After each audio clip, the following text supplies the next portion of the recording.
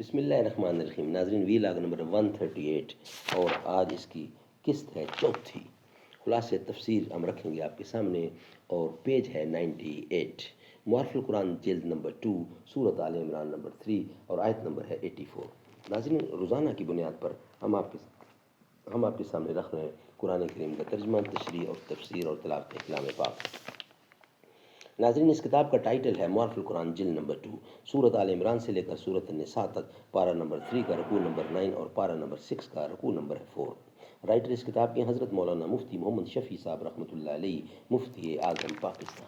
نحمدہ ونصلی علی رسولہ الکریم. بسم اللہ الرحمن الرحیم. خیرکم من تعلم القرآن وعلمہ. بہترین لوگ وہ ہیں جو خود بھی قرآن پڑھیں اور لوگوں کو پڑھائیں، سکھائیں اور لکھائیں. مسلم سے ایک روز یہ اقبال نے کہا، دیوان جزو کل میں ہے تیرا وجود فرد. تیرے سرود رفتہ کے نغمے علوم نو، تہذیب تیرے قافلہ ہاہ کہن کی گرد. وی لاگ نمبر 138 اور آج کی چوتھی قسط ہے خلاصہ تفسیر. اور وہ وقت بھی قابل ذکر ہے جب کہ اللہ تعالیٰ نے عہد لیا حضرات انبیاء علیہ السلام سے کہ جو کچھ تم کو کتاب اور علم شریعت دوں اور پھر تمہارے پاس کوئی اور پیغمبر آوے جو مصداق اور موافق ہو اس علامت کا جو تمہارے پاس کی کتاب اور شریعت میں ہے، یعنی دلائل معتبرہ اند شرع سے اس کی رسالت ثابت ہو، تو تم ضرور اس رسول کی رسالت پر دل سے اعتقاد بھی لانا اور ہاتھ پاؤں سے اس کی مدد بھی کرنا.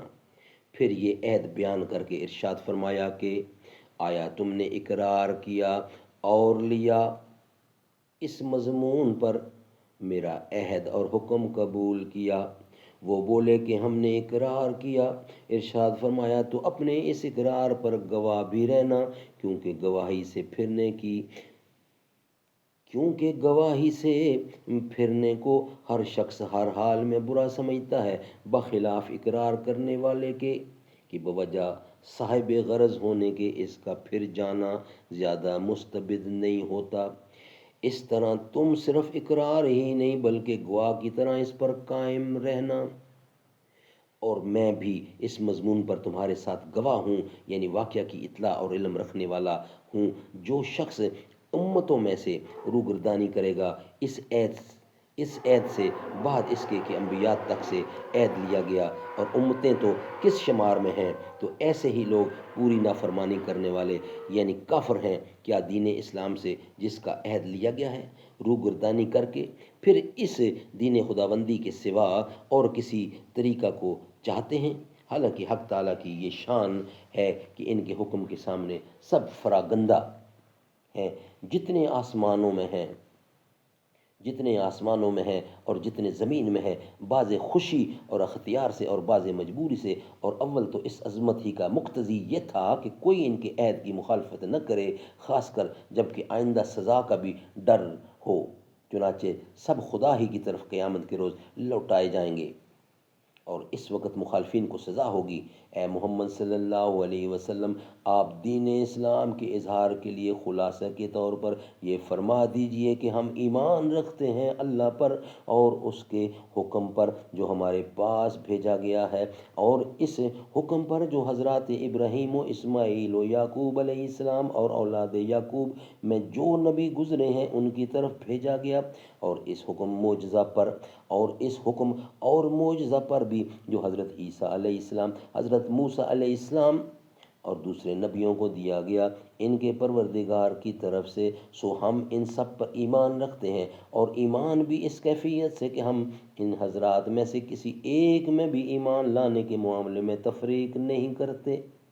کسی پر ایمان رکھیں اور کسی پر نہ رکھیں، ہم تو اللہ ہی کے مطیع ہیں. اس نے ہی دین ہم کو بتلایا، ہم نے اختیار کر لیا.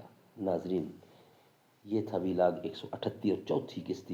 نیکسٹ ہوگی 139 ویلاگ اور 5ویں قسط ہوگی انشاءاللہ، وہ ہم آپ کے سامنے رکھیں گے.